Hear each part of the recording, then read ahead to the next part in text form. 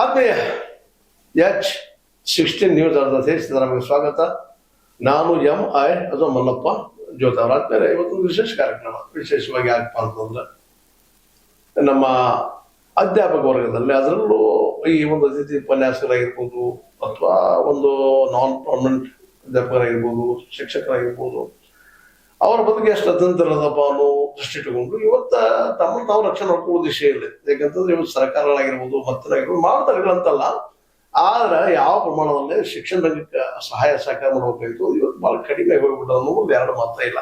ಕೇವಲ 2%, 1% ಖರ್ಚು ಮಾಡೋ ಸರ್ಕಾರಗಳು ಎಲ್ಲ ಈ ಅಧ್ಯಾಪಕರನ್ನ ಶಿಕ್ಷಕರನ್ನ ರಕ್ಷಿಸಿಕೊಂಡು ಹೋಗ್ತದಪ್ಪ ಅನ್ನುವಂಥ ಗ್ಯಾರಂಟಿಗಳು ಉಳಿತಾ ಇಲ್ಲ. ಆ ನೆಲೆಯಲ್ಲಿ ನಮ್ಮ ಶಿಕ್ಷಕರಾದ್ರು, ಅದರಲ್ಲೂ ಕನ್ನಡ ಅಧ್ಯಾಪಕರು ಅನ್ರಿ ಅಥವಾ ಕನ್ನಡ ಉಪನ್ಯಾಸಕರನ್ರಿ, ಇವರು ಇವತ್ತೇನಾಗಿದಪ್ಪ ಅಂತಂದ್ರೆ ಇವರು ಬದುಕು ಬಹಳಷ್ಟು ನಾವು ನೋಡ್ತಾ ಇದ್ವಿ, ಬಹಳ ಕಷ್ಟದಲ್ಲಿ ಹೋಗೋದನ್ನು ನಾವು ನೋಡ್ತಾ ಬಂದಿದ್ವಿ.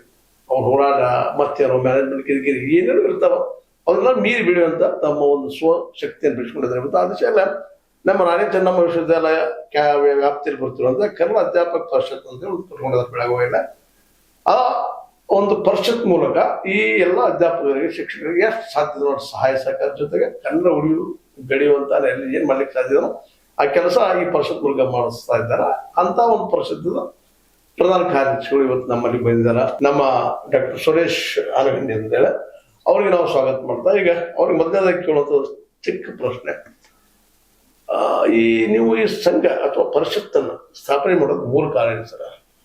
ಸರ್, ಮೊದಲಿಗೆ ತಮ್ಮ ವಾಹಿನಿಗೆ ನಮಸ್ಕಾರ.